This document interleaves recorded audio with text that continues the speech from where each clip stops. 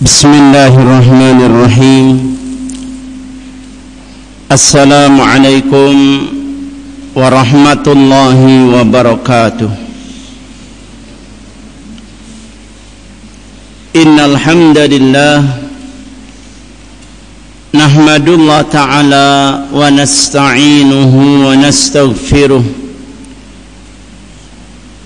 wa na'udzu billahi min sururi anfusina wa sayyiati a'malina. Man yahdihillahu fala mudilla lahu wa man yudlil fala hadiya lahu. Ashhadu an la ilaha illallah wahdahu la syarika lahu wa ashhadu anna Muhammadan abduhu wa rasuluh. Allahumma salli wa sallim wa barik ala nabiyyina Muhammadin wa ala alihi wa sahbihi ajma'in wa man tabi'ahum bi ihsanin ila yaumiddin. Ya ayyuhalladzina amanu taqullaha haqqa tuqatih wa la tamutunna illa wa antum muslimun. Ibadallah, kaum muslimin, para jamaah yang dimuliakan dan dirahmati Allah subhanahu wa ta'ala. Alhamdulillah, puji syukur kita panjatkan kehadirat Allah subhanahu wa ta'ala atas limpahan nikmat dan karunia Allah, atas petunjuk dan pertolongan Allah subhanahu wa ta'ala. Kita dibimbing untuk senantiasa beramal saleh, untuk kita bisa duduk bersama dalam majlis ilmu yang mulia ini. Hadirin kaum muslimin, beliau Rasulullah sallallahu alaihi wasallam dalam hadis Imam Muslim dari sahabat yang mulia Abdullah ibni Abbas radhiyallahu anhuma, beliau menghabarkan kepada kita, ma min ayyamin al-amalus salihu fihinna ahabu ilallah min hadhil ayyamil ashar. Qalu ya Rasulullah walal jihadu fi sabilillah. Qal walal jihadu fi sabilillah illa rajulun kharaja binafsihi wa malihi falam yarji' min dhalika bi syai'in. Kaum muslimin, jamaah yang dimuliakan Allah, barakallahu fikum, beliau mengingatkan dan menghabarkan kepada kita, Nabi sallallahu alaihi wasallam bersabda, tidak ada hari-hari di mana amalan saleh pada hari-hari tersebut lebih sangat dicintai oleh Allah dibandingkan hari-hari 10 awal Dzulhijjah. Hari-hari apa? Awal Dzulhijjah, 10 hari awal Dzulhijjah. Para sahabat bertanya, walal jihadu fi sabilillah. Kata mereka, ya Rasulullah, bukankah amal yang paling utama, yang paling dicinta Allah berjihad di jalan Allah? Beliau katakan, tidak pula jihad di jalan Allah. Ini menunjukkan betapa tingginya amalan tersebut. Kecuali orang yang keluar berperang di jalan Allah dengan jiwa dan hartanya dan tidak kembali sedikit pun dari hal tersebut. Ini yang tak tertandingi. Para sahabat menanyakan hal ini karena dalam hadis yang lain beliau Nabi SAW bersabda bahwa ra'sul amri al-Islam wa umuduhu as-salat wa dhirwatu sanamihi al-jihadu fi sabilillah. Beliau beritakan dalam hadis yang agung ini, pokok segala urusan itu Islam. Ingat hadirin, kata orang Jawa, pokoknya Islam. Orang Islam ora. Itu maksudnya. Artinya segala urusan yang ada pada kita dalam kehidupan ini, jangan lupa harus kembali kepada ajaran Islam. Kalau bukan dari ajaran Islam, enggak. Kenapa hadirin? Ketika kita kembali kepada ajaran Islam, maka semua amalan itu akan bernilai ibadah. Walaupun tadinya amalan itu tradisi atau adat kebiasaan kita. Satu contoh, kita berpakaian, kan biasa orang Islam berpakaian, orang non Islam juga berpakaian, betul? Orang kafir bawa pakaian kan tidak? Orang kafir pakai pakaian enggak? Semua pakai pakaian, pakai baju. Orang Islam makan minum, orang kafir juga makan minum sama. Hanya kalau kita kembali kepada ajaran Islam, kita pakai baju mengikuti tuntunan Islam, kita pakai kita makan minum mengikuti ajaran Islam, bahkan kita tidur juga mengikuti ajaran Rasul SAW, ajaran Islam. Ini kebiasaan kita akan berubah menjadi nilai ibadah. Sehingga beliau katakan segala urusan kembalilah induknya, pokoknya kepada Islam. Kita sesuaikan dengan ajaran-ajaran Islam, karena sudah sempurna Islam ini. Semua adab, akhlak, perilaku sudah diatur, perilaku juga muamalah sudah diatur. Sehingga beliau sampaikan, pokok urusan itu semua Islam. Jangan lupa kalian berdagang, cara-cara Islam dalam berdagang. Kalian bertani, pakailah cara-cara Islam dalam bertani, sehingga akan barokah dan akan bernilai ibadah. Kemudian beliau katakan, tiangnya itu sholat. Sholat ini punya kedudukan istimewa dalam Islam. Diibaratkan bangunan, maka itu tiangnya. Apa yang terjadi kalau bangunan tiangnya roboh? Kira-kira bangunannya tetap berdiri atau roboh? Orang Islam gak sholat, berarti agamanya apa? Hancur. Kalau orang Islam sampai tidak sholat, berarti tanda agamanya rusak. Kayak rumah bangunan itu, gedung itu, tiang-tiangnya ambruk, roboh, kira-kira apa? Hancur. Bangunannya hancur. Sehingga kalau generasi muda ternyata tidak lagi mengamalkan atau memperhatikan sholatnya, itu tanda generasi mudanya hancur. Kata siapa? Allah. Lihat firman Allah dalam surat Maryam ayat 59. Allah sudah katakan, fa khalafa min ba'dihim khalfun adha'us shalah wa antaba'us syahawat fasawfa yalqawna ghayya. Allah katakan, lalu datanglah generasi pengganti, yakni generasi muda yang muncul, generasi pengganti penerus. Mereka itu mengabaikan sholat, mereka memperturutkan syahwat. Kalau fenomena ini yang ada, generasi yang muncul muda-muda seperti ini, Allah katakan itu berarti mereka di ambang pintu kesesatan, mereka di ambang pintu kehancuran.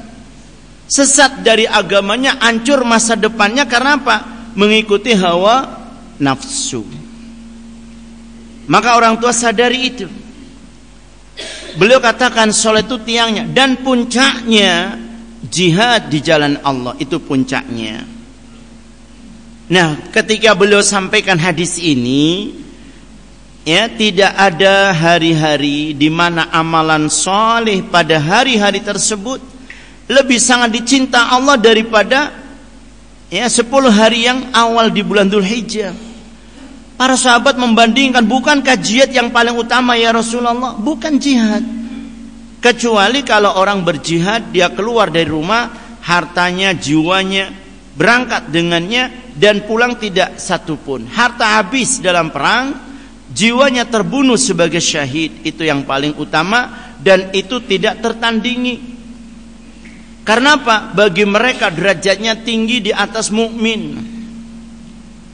Allah katakan faddalallahu al-mujahidina 'alal qaidin. Allah kasih mereka orang-orang yang berjihad di jalan Allah ini kedudukan yang tinggi di atas orang-orang yang tinggal di kampungnya tidak berangkat. Allah beri mereka darajat, Allah beri mereka maghfirah, ampunan, dan Allah beri mereka rizkun karim. Hadirin yang dimuliakan Allah. Nah, ini berita kata Syekh bin Baz rahimahullahu ta'ala. Hadis ini semestinya bagi kita kaum mukminin ya, menjadi cambuk untuk semangat beramal saleh, lebih semangat lagi di hari-hari awal Dzulhijjah. Walhamdulillah kata beliau ya, al-qurbatun katsirah. Amalan yang mendekatkan diri kita kepada Allah amat banyak. Artinya amalan yang bisa kerjakan di 10 hari awal Dzulhijjah itu amat banyak. Sehingga kita bisa bervariasi dan kita bisa memperbanyak amalan soleh di hari-hari tersebut. Kaum muslimin jamaah yang dimuliakan Allah, beliau sampaikan kepada kita ya, kalau di bulan Dzulhijjah ini siangnya, harinya, sedangkan di bulan Ramadan malamnya. Malam yang mana? 10 hari terakhir Ramadan. Kenapa malamnya istimewa? Karena di malam-malam itu ada satu malam namanya apa? Apa namanya? Malam apa? Yang keras, malam apa? Nah, yang keras, Lailatul Qadar. Itu yang dikatakan Allah, Lailatul Qadri khairum min alfi syahr. Keutamaannya besar luar biasa di malam itu, dan itu beliau perintahkan taharrau Lailatul Qadri fil asril awakhir min Ramadan. Kalian cari itu Lailatul Qadar pada 10 hari akhir bulan Ramadan. Sedangkan di awal Dzulhijjah ini siangnya. Sehingga tentunya amalan di siang hari itu apa saja yang perlu kita perhatikan. Hadirin yang dimuliakan Allah, kata Syekh bin Baz rahimahullah ta'ala ya, beliau katakan wassalatu afdalul qurbat. Salat itulah pendekatan diri yang paling utama kita lakukan di hari-hari itu. Perhatikan salat kita. Salat 5 waktu yang Allah fardukan yang utama, termasuk salat-salat sunnah yang mengiringinya, dan ini nilainya lebih dari hari-hari biasa. Hadirin yang dimuliakan Allah, beliau Nabi SAW selalu menjaga salatnya yang wajib juga yang sunnah, sehingga beliau 1 hari 1 malam itu salat beliau selalu kurang lebih 40 rakaat. Coba antum hitung, anak-anak santri kalian hitung 40 rakaat ini. Dari mana? Pertama, sholat fardu 5 waktu berapa rakaat? Berapa rakaat? 17. Ditambah sholat sunnah rawatib, sholat sunnah yang mengiringi sholat fardu 12 rakaat, berarti berapa? Kamu matematika berapa? 17 tambah 12 29. Ditambah 11 rakaat sholat malam, berarti berapa? Genep 40. Itu Rasulullah SAW. Jadi sholat malamnya 11 rakaat ya, kemudian beliau sholat rawatib mengiringi sholat fardunya yang utama 12 rakaat, dan sholat fardu 17 rakaat beliau jaga semua. Apalagi di bulan-bulan Dzulhijjah ini utama sekali. Perhatikan sholat-sholat kita. Nah, barakallahu fikum, karena Allah perintahkan pada kita hafidhu 'alas sholawat. Kalian pelihara sholat kalian yang 5 waktu terutama. Nah, kaum muslimin yang dimuliakan Allah, kemudian beliau sampaikan, ya, kata Syekh bin Baz, termasuk amalan yang utama pada hari-hari 10 awal Dzulhijjah ini itu adalah haji wal umrah. Bagi mereka yang punya keluasan rizki, ada panggilan dan ada jatah kuota berangkat, maka mereka pun berangkat haji, dan itu nikmat yang besar. Bagi yang Allah beri keluasan rizki dan kemampuan, mereka pergi haji dan umrah di waktu-waktu ini, mereka dapatkan keistimewaan yang besar. Dari sisi tempat mereka ada di sana, tempat mereka ibadah di Masjid Nabawi. 1 kali sholat di Masjid Nabawi itu lebih baik daripada 1000 kali di masjid yang lain. Kalau sehari 5 kali sholat berarti 5.000 kali lebih baik. Sedangkan mereka ibadah haji, para jamaah haji, ketika berhaji di Masjidil Haram di Makkah, sholatnya mereka di Masjidil Haram 1 kali lebih baik daripada 100.000 kali di masjid lain. Berarti 1 hari berapa? 500.000. Kira-kira untuk 500.000 kali sholat, kita harus berapa tahun sholat? Hitung coba matematikanya. Ya, paling tidak 50 sekian tahun kita baru dapatkan itu. Sehari lah mereka jamaah haji Indonesia di Makkah berapa hari? Mbak Haji, kemarin berapa hari? 40 hari, bayangkan 40 hari di sana. Ya, subhanallah, hadirinnya dimuliakan Allah. Kalau 40 hari itu berarti berapa kali? Nah, hadirinnya dimuliakan Allah. Tapi kalau itu diamalkan, jangan sampai mereka ada tempat yang paling istimewa, pilih sholat di kamar saja. Ya, pilih sholat di kamar saja daripada sek-sekan, desak-desaan. Ya, lebih baik ngolek sing ngomber, sing longgar di luar Masjidil Haram. Memang longgar di luar Masjidil Haram. Justru orang berlomba untuk mencari keutamaan. Kapan lagi mau pergi ke sana waktunya? Itu hadirin bagi kita yang mau ambil. Nah, ini di awal Dzulhijjah ini istimewa. Ya, ibadah haji dan umrah. Nah, bagi kita yang tidak haji umrah, ada lagi kata Syekh rahimahullah ta'ala, yaitu as-siyamu min afdhalil qurbat. Kalian berpuasa itu juga amalan yang mendekatkan diri kepada Allah. Puasa di bulan Dzulhijjah dari tanggal 1 sampai tanggal 9, silakan. Itu sunnah. Tanggal 1 sampai tanggal 9. Nah, ketika kita tanggal 1 tidak bisa, 2, 3, 4, 5, 7, 8 tidak bisa, minimalnya tanggal 9. Ketika orang-orang haji sedang wukuf di Arafah, mereka tidak puasa di sana. Kita yang tidak wukuf di Arafah, supaya dapatkan pahala besar, maka kita berpuasa. Namanya puasa apa? Puasa Arafah. Dan puasa Arafah itu pada tanggal berapa? 9 Dzulhijjah. Tanggal 9 Dzulhijjah itulah puasa Arafah. Hadirin yang dimuliakan Allah, kata Nabi SAW, "Aktasibu, aku berharap kepada Allah dengan puasa Arafah itu tukaffiru sana madiyah, akan menghapus dosa setahun yang lalu dan setahun berikutnya." 1 hari puasa Arafah. Ya, Masya Allah. Tapi bukan berarti kalau kita sudah puasa Arafah mau bikin dosa apa saja terserah. Itu keliru.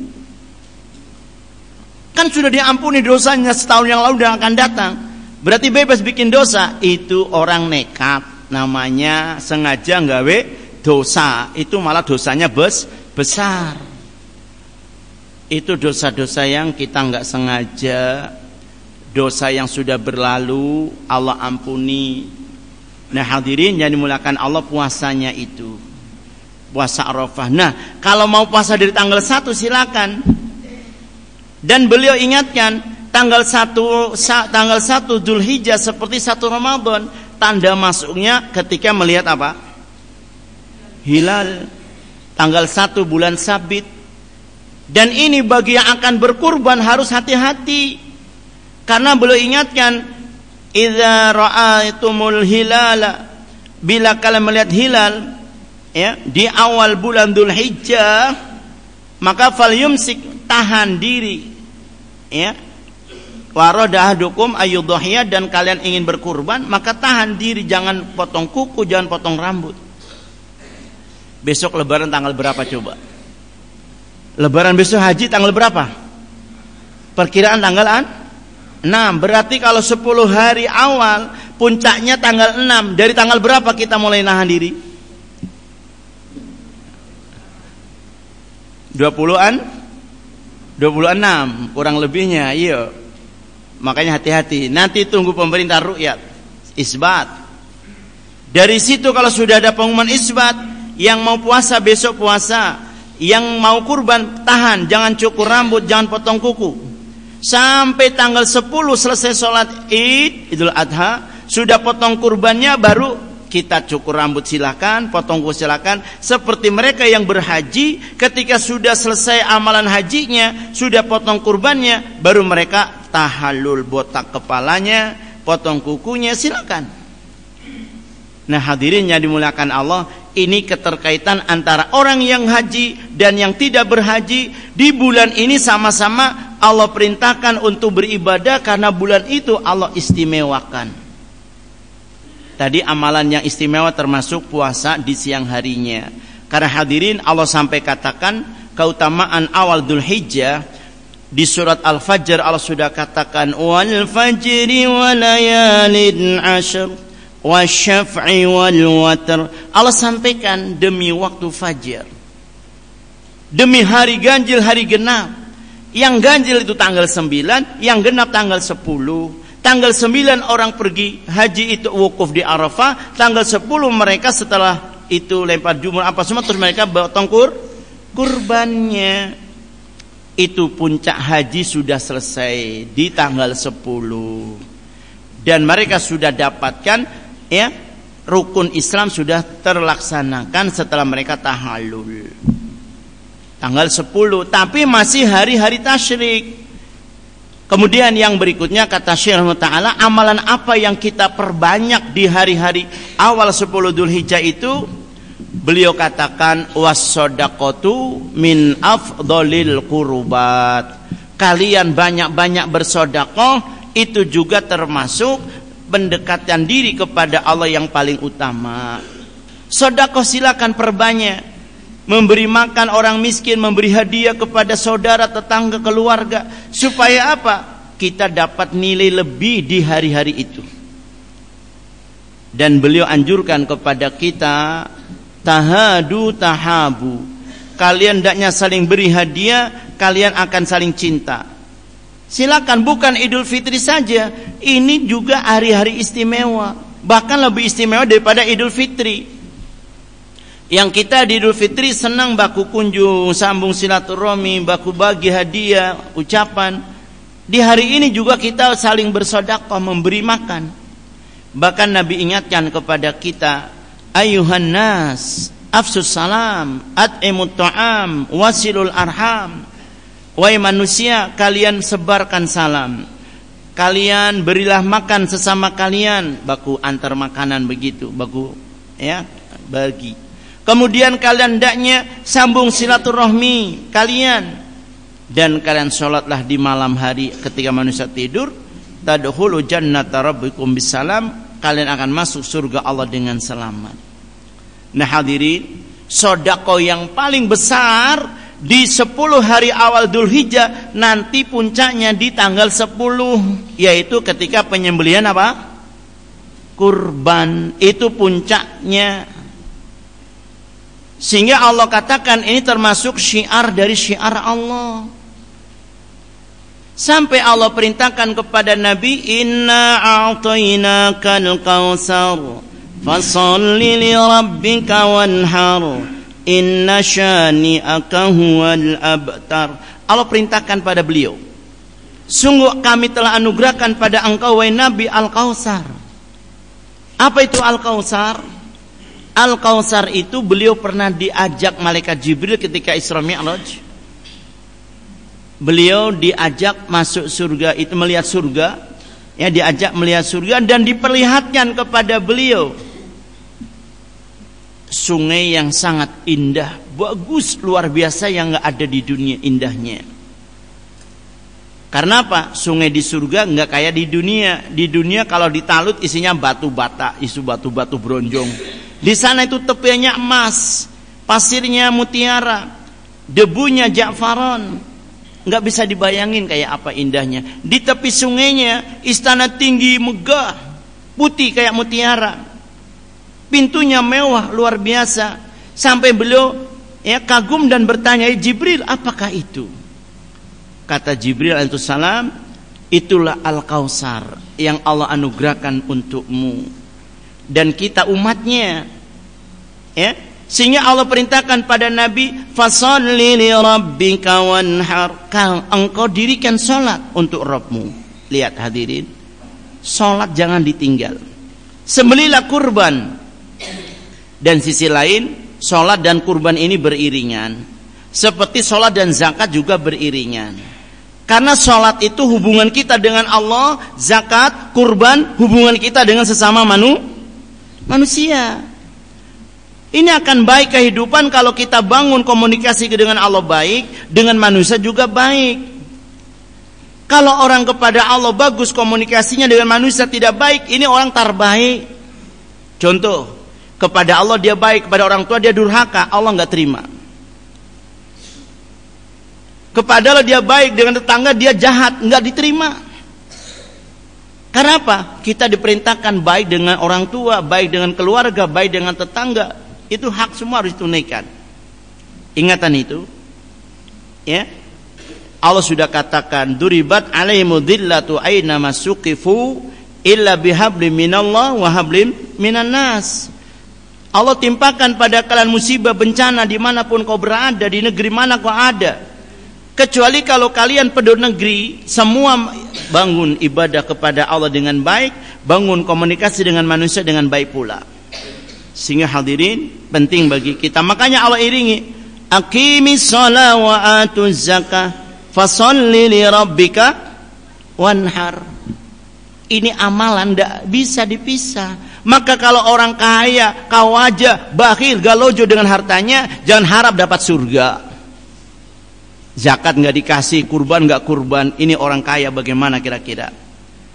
Ya, Nabi ingatin dalam hadis, ya, beliau ingatkan, barang siapa yang dia mangkana lahu wasa'ah, siapa yang punya keluasan untuk berkurban, kalau dia kawaja, bakhil, nggak mau kurban, lam yuqarribanna musallana, jangan dekat-dekat musalla kami, kata beliau. Nah hadirin, ini amalan yang besar di hari-hari 10 awal Dzulhijjah, berkurban pada 10 hari atau pada tanggal 10-nya. Dan itu dasarnya wajib dari Allah untuk orang yang mampu.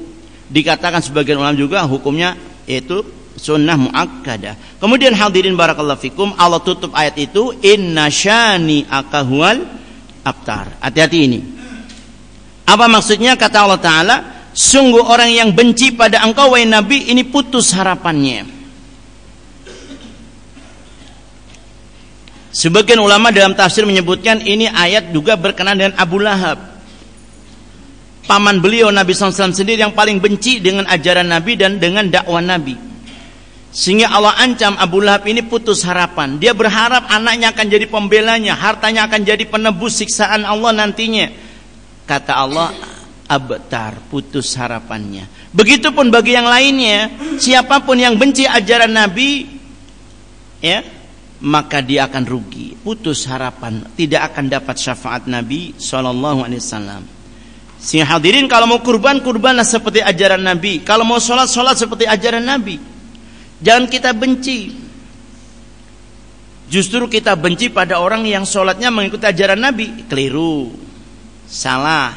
Dan hadirin yang dimuliakan Allah, Sungguh Allah telah sampaikan dalam suratul Hajj tentang kurban ini, ya, bahwa Allah katakan dzalika wa may yu'azzim sya'airillah sya'airallah wa innaha min taqwal qulub. Allah katakan dzalika, itu perbuatan atau amalan kurban yang kita laksanakan di bulan haji itu ada termasuk syiar Allah, dan siapa yang mengagungkan syiar Allah itu termasuk tanda bukti ketakwaan hati.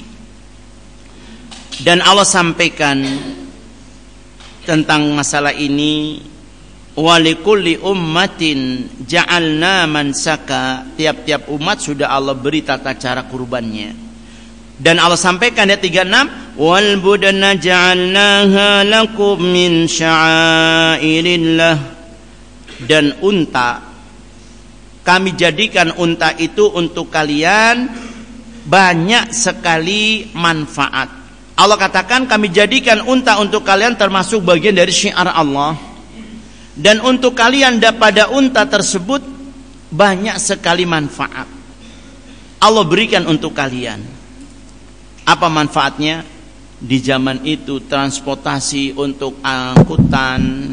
Dan sungguh kita bisa bayangkan negeri Arab Saudi, gurun pasir yang begitu luasnya. Kendaraan apa yang sanggup untuk melintasinya di gurun yang panas seperti itu? Unta ternyata sanggup melewatinya dan aman, kakinya enggak bangka, tidak memar. Karena diciptakan Allah khusus memang untuk binatang hidup di gurun panas itu.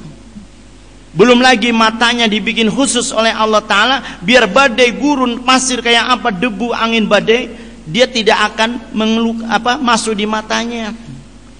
Akan tetap bisa melihat. Dan tidak akan tampias kena angin badai.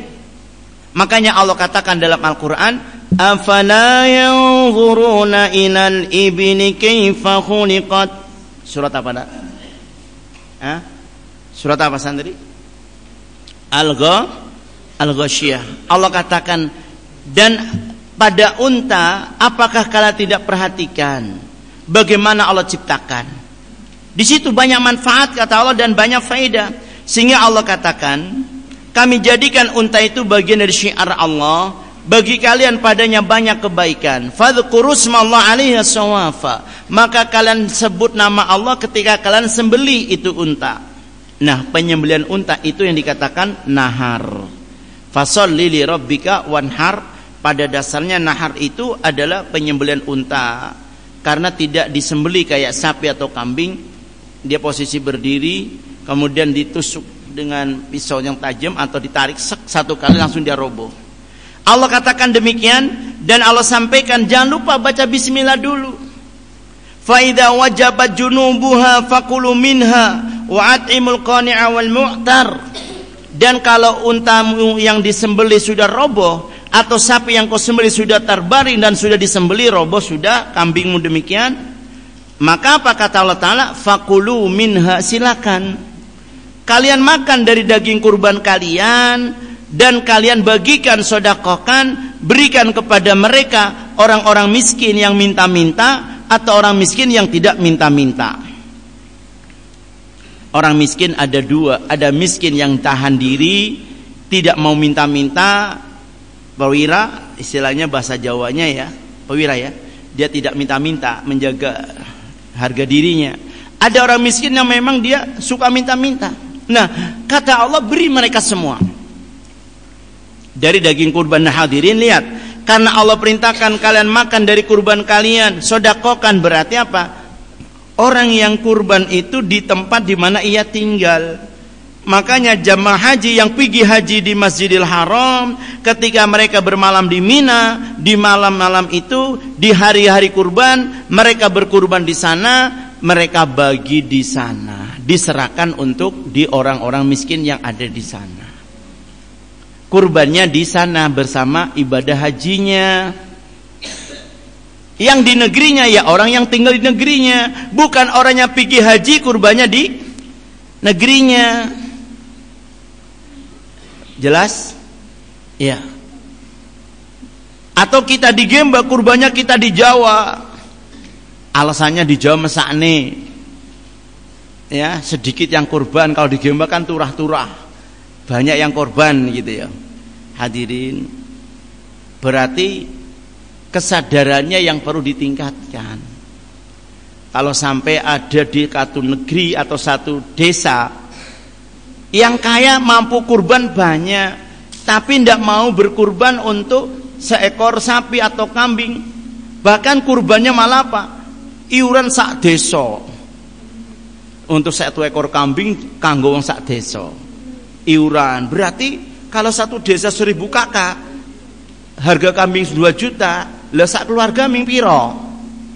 20.000. 20.000 kurban apa? Kurban perasaan. Hadirin, kurban itu jelas dikatakan Nabi bagi yang mampu.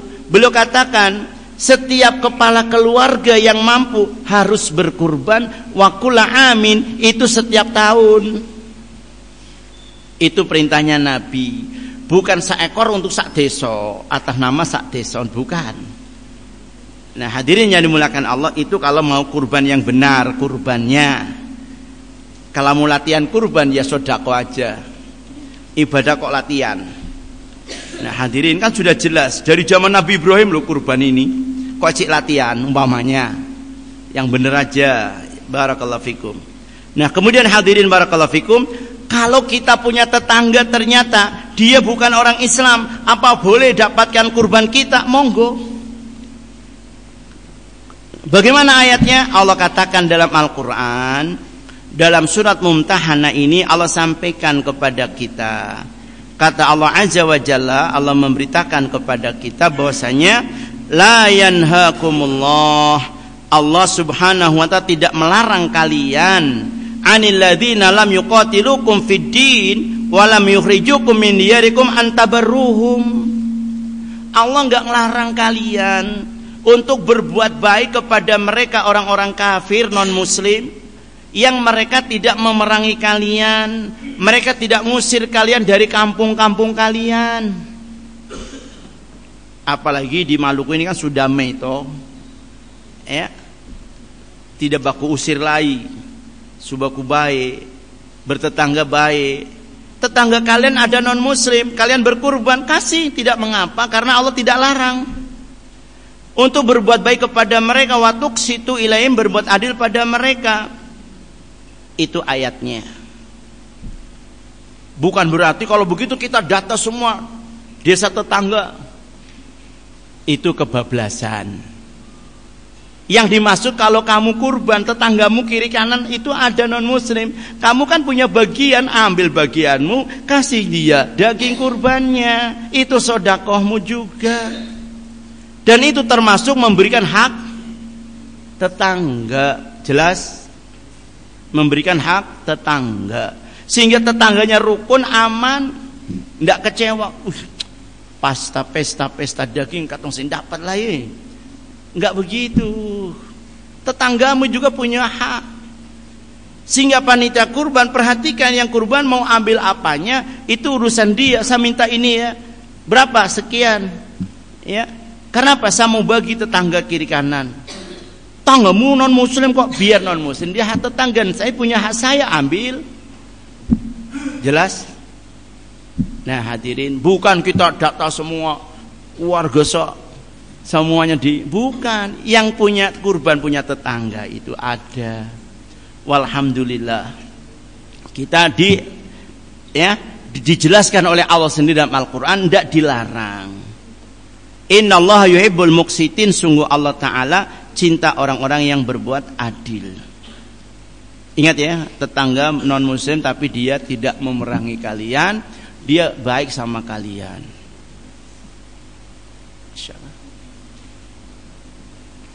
Nah, hadirin kaum barakallahu fikum, ini amalan yang keberapa tadi? Yang beliau katakan amalan yang paling utama di hari-hari 10 awal Dzulhijjah. Sampai-sampai beliau Nabi SAW katakan dalam hadis dari Aisyah radhiyallahu taala anha, ya, beliau menyampaikan hadis tersebut, kata Nabi SAW, ya, ma min amali ibni Adam yawma nahrin amalan ahabba ilallah azza wa jalla min hiraqid dam. Beliau sampaikan tidak ada amalan di hari-hari kurban yang lebih sangat dicinta Allah daripada mengalirkan darah binatang kurban. Dan beliau sampaikan, innahu la yati yaumal qiyamah biquruniya wa adlafiya wa as'ariya, itu kurbanmu akan datang dari kiamat sebagai saksi dan sebagai kebaikanmu, ya, pembelamu, ya. Apanya? Dia sampaikan di sini datang dengan tanduknya, kulitnya, bulunya, akan menjadi kebaikan untukmu. Hingga para sahabat bertanya, ketika Nabi SAW menyembelih kurban, mereka bertanya, ya Rasulullah, ma hadhil adahi, bagaimana kurban ini? Maksudnya apa keutamaannya dan apa bagian kita? Kata beliau, kurban ini hadhi sunnati abikum Ibrahim. Kurban ini sunnah tuntunan bapak kalian Ibrahim. Hadirin, kenapa Nabi SAW membahasakan pada orang Arab kalau Nabi Ibrahim itu bapak mereka? Kenapa? Karena orang Arab keturunan siapa? Nabi Ibrahim. Dari siapa? Dari siapa, nak? Dari siapa? Nabi Ismail. Nabi Ismail punya anak, di antara namanya Ya'rub, yang itulah dinisbatkan orang Arab ke dia. Makanya dikatakan ini sunnah bapak kalian Ibrahim, karena beliau yang pertama berkurban Allah perintahkan, bahkan yang diperintahkan sembelih siapa? Putranya Ismail. Tapi nggak mungkin, sementara Allah mengharamkan membunuh anak, ini Nabi Ibrahim suruh nyembelih anaknya, kan nggak mungkin. Sehingga itu ujian bagi Ibrahim dari Allah Ta'ala, dan Allah nyatanya ganti dengan kambing gibas, sehingga Ismail selamat, dan Allah ganti sebagai bentuk rahmat Allah Ta'ala, Allah berikan hadiah, yaitu diganti dengan kambing gibas yang besar. Dan itu awal sunnah kurban. Barakallahu fikum. Lalu para sahabat bertanya, ya Rasulullah, wa malana, apa bagian kita dari bagian daging kurban yang kita sembelih itu, atau dari pahala kurban itu? Beliau katakan dalam hadis ini, apa kata Nabi SAW? Bikulli sya'ratin hasanah. Setiap rambut binatang atau setiap bulu dari binatang kurbanmu itu kebaikan. Antum bisa hitung gak sih? Sanggup hitung gak? Kurbanmu semakin besar, domba, kambing yang kau sembelih makin banyak bulunya. Begitupun sapi makin besar makin banyak. Itu berarti makin banyak pahalanya. Maka jangan pilih yang paling kecil, paling murah. Daripada seng kurban lebih baik kacang-kacang seng apa-apa. Begitu kah? Hadirin, kalau mau kurban yang bagus sekali, masih ingat toh kisah anak Adam yang ketika itu Allah katakan, watalu alaihim naba'a bani Adam, dalam surat dalam Al-Quran Allah perintahkan, coba bacakan wahai Nabi pada mereka kisah anak Adam, idh qaraba kurbana, ketika mereka baku kurban. Dua-duanya diperintahkan kurban, Habil Qabil berkurban. Diterima satunya Allah tidak terima. Kenapa yang satu diterima, yang satu tidak diterima? Yang satu pilih yang paling bagus, paling gemuk binatangnya, kambingnya yang dikurbankan. Yang ini yang ya abal-abal, yang orang semulai istilahnya, daripada tidak dipakai. Yang ini yang paling bagus, sehingga Allah terima yang paling bagusnya. Yang ini Allah nggak terima, jengkel, dengki, iri, bunuh saudaranya. Ini kan orang susah, dengki lagi, dosa lagi, bunuh lagi, dosa. Itu setan. Begitu caranya menggoda manusia, dibikin terus sampai dosa terbesar dijerumuskan dia. Itu kisah awal pembunuhan gara-gara kurban. Nah hadirin, mestinya kalau orang akal waras, sehat hatinya, pikirannya sehat, perbaiki kurbannya biar sama-sama diterima. Ini tidak, malah bunuh saudaranya, merasa tersinggung. Itulah penyakit iri, dengki, jeleknya, jahatnya di situ. Tapi barakallahu fiikum, makanya paling bagusnya kurban itu yang paling mahal. Kalau kita mampu, yang kita mampu maksudnya. Kalau Anda bisa kurban dengan kambing harga 5 juta, jangan pilih kambing kacang yang 1 juta. Kawajai. Ya, itu namanya bakhil. Daripada enggak kurban, Lebih baik kamu nggak usah lah daripada kamu bakhil begitu. Hadirin, ibadah bukan daripada bukan. Ibadah itu kata Allah Ta'ala, ambil yang terbaik. Karena kita akan serahkan pada Allah, dan Allah katakan tidak Allah akan sia-siakan kurbanmu. Dan ingat ya, Allah sampaikan dalam suratul Hajj ini, kalau dulu orang-orang kafir Quraisy ketika mereka berkurban, mereka berikan ya, darahnya dilumurkan di dinding Ka'bah, atau mereka ambil dagingnya diberikan kepada berhala-berhala mereka.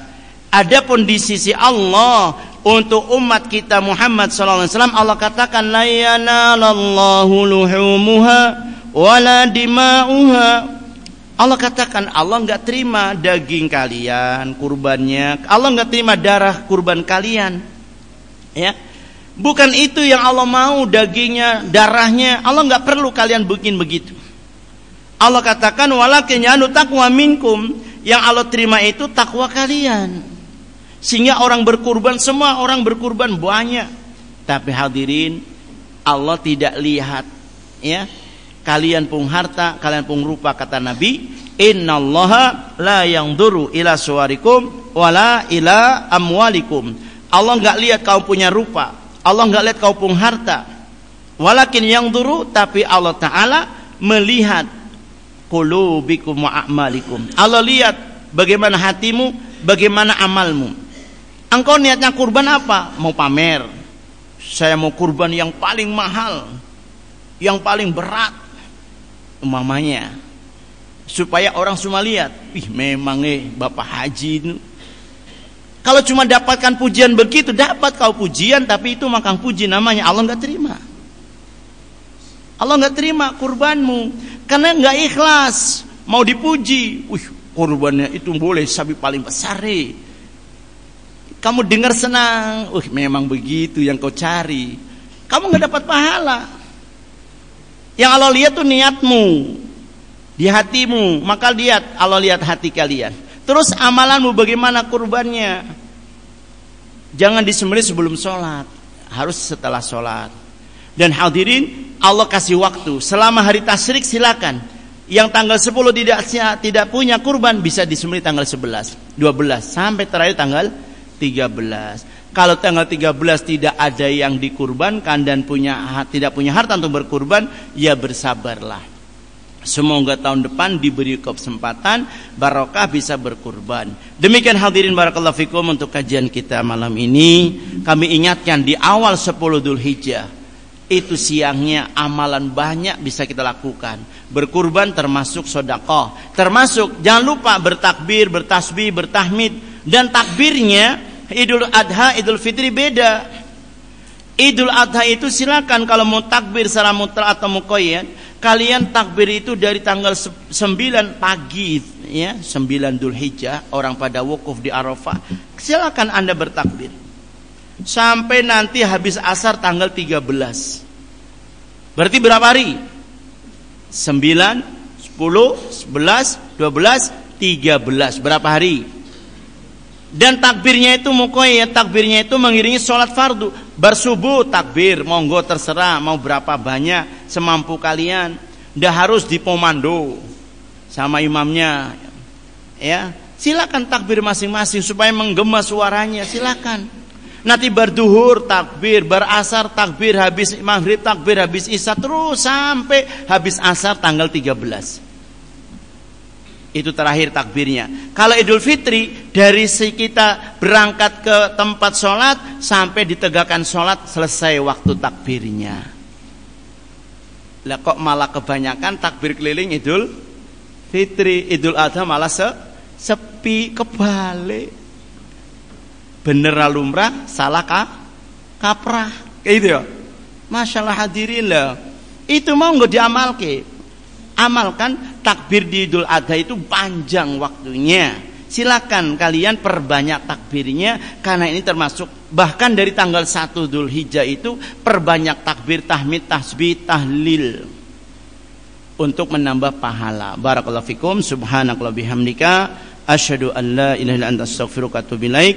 Wassallallahu wasallam ala nabiyyina Muhammadin. Wassalamualaikum warahmatullahi wabarakatuh.